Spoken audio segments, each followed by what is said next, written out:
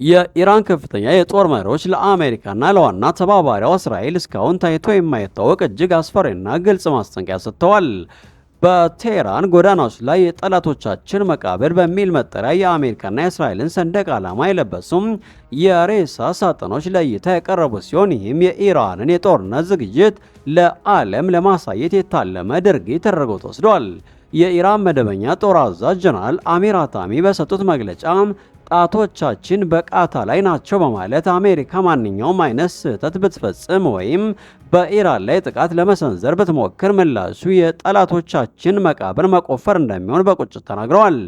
ጀነራሉ አክለውም የጠላቶቻችን እንቅስቃሴ በሙሉ በየሴኮንዱ በቅርብ ርቀትና በተሟላ የክትትል ቴክኖሎጂ እየተቆጣጠሩ መሆናቸውን ገልጸው የአሜሪካና የአጋሮቿ ክፉ ዓላማ በሚገባ ስለሚታወቀን ለማንኛውም አይነት የአየር የየብስና የባህር ጥቃት ተመጣጣኝና አስከፊ ምላሽ ለመስጠት ዝግጁ ነን ብለዋል። ይህ የኢራን ከፍተኛ የማስፈራሪያ መግለጫ የመጣው አሜሪካ በቀጠና ያላትን የጦር ኃይል ባልተለመደ ሁኔታ እያጠናከረች ባለችበት ወቅት ነው። ግዙፉና ዘመናዊ የጦር አውሮፕላኖችን ተሸካሚ መርከቦች፣ በከፍተኛ የሚሳይል አጥፊ መሳሪያዎች የታጠቁ የጦር መርከቦች እንዲሁም ጥልቀት በሌላቸው የባህር ዳርቻዎች ላይ በከፍተኛ ፍጥነት የመዋጋት አቅም ያላቸው መርከቦች በኢራን አቅራቢያ በሚገኙ የውሃ አካላት ላይ ሰፍረዋል። ይህ ወታደራዊ ግንባታ በኢራን ላይ ከፍተኛ ጫና ለመፍጠር የታለመ ቢሆንም ኢራን ግን በበኩሏ ይህንን እንቅስቃሴ የጥቃት ምልክት አድርጋ በመቁጠር ጦሯን በተጠንቀቅ አቁማለች። በሌላ በኩል የአሜሪካው ፕሬዝዳንት ዶናልድ ትራምፕ ከኢራን ጋር ዲፕሎማሲያዊ ስምምነት ላይ ለመድረስ እንደሚፈልጉና ስምምነት እንደምናደርግ ተስፋ አረጋለሁ ቢሎም ስምምነት ላይ ካልደረስን ግን ምን እንደሚፈጠር እናያለን በማለት ለኢራን አስተዳደር ያላቸውን ሌላኛውን ዛቻ መልእክት አስተላልፈዋል። ይህ በእንዲህ እንዳለ በመካከለኛው ምስራቅ የሚገኙ የአሜሪካ አጋሮችና ሌሎች የዓለም አቀፍ ማህበረሰብ አባላት ሁኔታው ተባብሶ ወደ ቀጠናዊ ጦርነት እንዳያመራ ከፍተኛ ስጋት ገብቷቸዋል። ሁለቱም ወገኖች ራሳቸውን እንዲገቱና ከማንኛውም አይነት ትንኮሳ እንዲቆጠቡ ጥሪ እያቀረቡ ቢሆንም በቴህራንና በዋሽንግተን መካከል ያለው የቃላት ጦርነትና የወታደራዊ ዝግጅት ግን ሁኔታው ከቁጥጥር ውጭ ሊወጣ እንደሚችል አመላካች ሆኗል። በተለይም በቴህራን ጎዳናዎች ላይ የታዩት የጠላቶች ሬሳ ሳጥኖች ኢራን ለዲፕሎማሲያዊ መፍትሄ ያላትን ዝቅተኛ ፍላጎትና ለከፋ ጦርነት ያላትን ቁርጠኝነት የሚያሳይ ነው ተብለው በፖለቲካ ተንታኞች ዘንድ እየተናገረ ይገኛል። ዓለም በአሁኑ ሰዓት ትንፋሿን ውጣ ዋጥ አረጋ ወደ መካከለኛው ምስራቅ እየተመለከተች ትገኛለች። አሁን ያለው ሁኔታ ልክ እንደ ባሩር ክምር በማንኛውም ሴኮንድ ሊፈነዳ እንደሚችል እየታመነ ባለበት በዚህ ወቅት የኢራኑ ፕሬዝዳንት መስዑድ ፔዜሽኪያን ለዓለም አቀፉ ማህበረሰብና ለዋሽንግተን ትልቅ ትርጉም ያለው ማስጠንቀቂያ ሰጥተዋል። ፕሬዝዳንቱ ከግብጽ መሪ አብዱል ፈታህ አልሲሲ ጋር ባደረጉት ስልታዊ የስልክ መስመር በኢራንና በአሜሪካ መካከል የሚነሳ ማንኛውም የጦርነት እሳት ለአሜሪካ ለኢራንም ሆነ ለቀጠናው ሰላም በፍጹም እንደማይበጅ በቁጭት ተናግረዋል። ይህ ንግግር የመጣው በከንቱ አይደለም።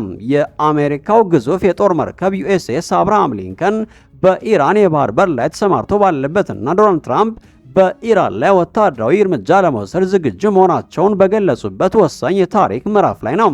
ለመሆኑ ፔዜሽኪያን ለምን ግብፅን መረጡ? መልሱ ቀላል ነው።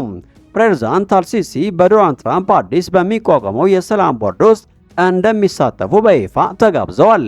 ይህ ማለት ቴህራን በካይሮ በኩል ለዋሽንግተን የድርድር ጥያቄ እያቀረበች መሆኑን ያሳያል። ዶናልድ ትራምፕ በበኩላቸው ኢራን በቁም ነገር እያነጋገረችን ነው ሲሉ ቢገልጹም በሁለቱ ሀገራት መካከል ያለው የቃላት ጦርነት ግን አሁንም እንደቀጠለ ነው። ኢራን በዛቻ ድርድር ውስጥ አንገባም ስትል፣ ዋሽንግተን ደግሞ የኒኩሌር ፕሮግራማችሁን ካላቆማችሁ ወታደራዊ አማራጩ በጠረጴዛ ላይ ነው የሚል ጠንካራ አቋም ይዘዋል። ይህ ከፍተኛ የዲፕሎማሲ ቁማር የት ሊያደርስ እንደሚችል ትልቅ ጥያቄ ፈጥሯል። ሁኔታውን ይበልጥ አሳሳቢ የሚያደርገው ደግሞ የኢራንና የአውሮፓ ግንኙነት ወደ አደገኛ ደረጃ መሸጋገሩ ነው። የአውሮፓ ህብረት የኢራንን አብዮታዊ ዘበኛ በሽብርተኝነት ለመፈረጅ መወሰኑን ተከትሎ ቴህራን ባጸፋ ሁሉንም የአውሮፓ ጦር ሰፈሮች አሸባሪ ስትል ፈርጃለች። ይህ አይን ለአይን የተሰጠ ምላሽ በመካከለኛው ምስራቅ የሚገኙትን የምዕራባውያን ጦር ሰፈሮች ለኢራን ሚሳኤሎች ኢላማ እንደሚሆኑ በር ከፋች ሊሆን ይችላል ተብሏል። የኢራን ጦር አዛዥ አሚር ሃታሚ በግልጽ እንደተናገሩት ጠላት ትንሽ ስህተት ቢሰራ የራሱን ደህንነት ብቻ ሳይሆን እስራኤልን ጭምር አደጋ ላይ ይጥላል ብለዋል። ይህ ዛቻ በቀጠናው ያለውን ስጋት ወደ ላቀ ደረጃ አሸጋግሮታል። በዚህ ውጥረት መሃል ነበር ቅዳሜ ዕለት በባንደር አባስ ከተማ የተሰማው ከፍተኛ ፍንዳታ ዓለምን ያስደነገጠው። ብዙዎች የአሜሪካ ጥቃት ተጀመረ ብለው ቢሰጉም የአገሪቱ የደህንነት አካላት ግን ፍንዳታው በጋዝ መፍሰስ ምክንያት የተከሰተ አደጋ መሆኑን አረጋግጠዋል። ሆኖም ግን የአደጋ በኢራን ውስጥ ያለውን ከፍተኛ የደህንነት ጥርጣሬና ስጋት ፍንጭ ሰጥቷል። አሁን ትልቁ ጥያቄ ያለው እዚህ ላይ ነው። ኢራን የሚሳይል አቅሟና የኒኩሌር ፍላጎቷን ትታም ከትራምፕ ጋር ስምምነት ላይ ትደርሳለች ወይስ አሜሪካ የቀረበውን የጦር መርከብ በመጠቀም የጥቃት እርምጃ ትወስዳለች? የኢራን የውጭ ጉዳይ ሚኒስትር አራግቺ ለኒኩሌር ንግግር ዝግጁ ነን፣ ነገር ግን ስለ ሚሳይሎቻችን ድርድር የለም ማለታቸው ድርድሩ ምን ያክል ፈታኝ እንደሚሆን ያሳያል። አንድ ነገር ግልጽ ነው። መካከለኛው ምስራቅ በአሁኑ ሰዓት በታሪካዊ የለውጥ ምዕራፍ ላይ ይገኛል። የኢራን የወደብ ከተሞች አንዷ በሆነችው ባንደር አባስ አቅራቢያ የተከሰተው ሚስጥራዊ ፍንዳታ መላውን ዓለም በከፍተኛ ስጋት ውስጥ ጥሏል። የሌሊቱን ጨለማ ተገን በማድረግ የተሰማው ታላቅ ፍንዳታ በቀላሉ የሚታለፍ ክስተት እንዳልሆነ የሚያሳዩ በርካታ ምልክቶች እየወጡ ይገኛሉ። የአካባቢው ነዋሪዎች በፍርሃት ተውጠው እንደዘገቡት ከሆነ ከፍንዳታው አስቀድሞ ሆነ በኋላ በከተማዋ ሰማይ ላይ ለመረዳት የሚያስቸግሩ እጅግ ደማቅና የሚንቀሳቀሱ የሚመስሉ የብርሃን አካላት ታይተዋል። እነዚህ ምስጢራዊ በረራ አካላት የተራቀቁ ሰው አልባ አውሮፕላኖች ናቸው ወይስ ሚሳይሎች? ወይ ደግሞ የኢራንን የአየር መከላከያ ስርዓት ለመፈተሽ የተላኩ የቴክኖሎጂ ውጤቶች የሚለው ጥያቄ ብዙዎችን ቀልብ ስቧል። ይህ ክስተት እንደተሰማም የኢራን የደህንነት መዋቅሮች አካባቢውን በከፍተኛ ጥበቃ ስር የዋሉ ሲሆን የፍንዳታውን መንስኤ ለማወቅ ሰፊ ምርመራ እያደረጉ መሆኑ ተገልጿል። ሆኖም ግን ክስተቱ ከቴክኒክ ብልሽት በላይ መሆኑን ፍንጭ የሚሰጠው የኢራኑ የበላይ መሪ አያቶላ አሊ ካሚኔ የሰጡት ፈጣንና እጅግ ጠንካራ ምላሽ ነው። አሊ ካሚኔ በቀጥታ ለዩናይትድ ስቴትስ እና በተለይም ለዶናልድ ትራምፕ ያስተላለፉት ማስጠንቀቂያ የክልሉን የፖለቲካ ሙቀት ወደ ላቀ ደረጃ አሳድጎታል።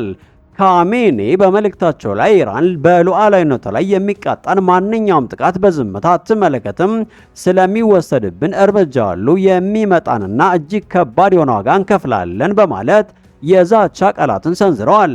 ይህ ንግግራቸው በተለይም ከዶናልድ ትራምፕ ወደ ስልጣን መመለስ ጋር ተያይዘው በኢራንና በአሜሪካ መካከል ያለውን የቆየ ጠላትነት ዳግም የቀሰቀሰ ሆኗል። የባንደር አባስ ከተማ ለኢራን ያላት ፋይዳ እጅግ ከፍተኛ ነው። ይህ ወደብ የኢራን የኢኮኖሚ ጀርባ አጥንት ከመሆኑም በላይ በሆርሙዝ የባህር ወሽመጥ በኩል የሚደረገውን የዓለም ነዳጅ ንግድ ለመቆጣጠር ቁልፍ ቦታ ነው። ስለዚህ እዚህ ቦታ ላይ የሚከሰት ማንኛውም አለመረጋጋት የኢራንን ኢኮኖሚ ብቻ ሳይሆን የዓለምን የነዳጅ ገበያ ሊያናጋ ይችላል።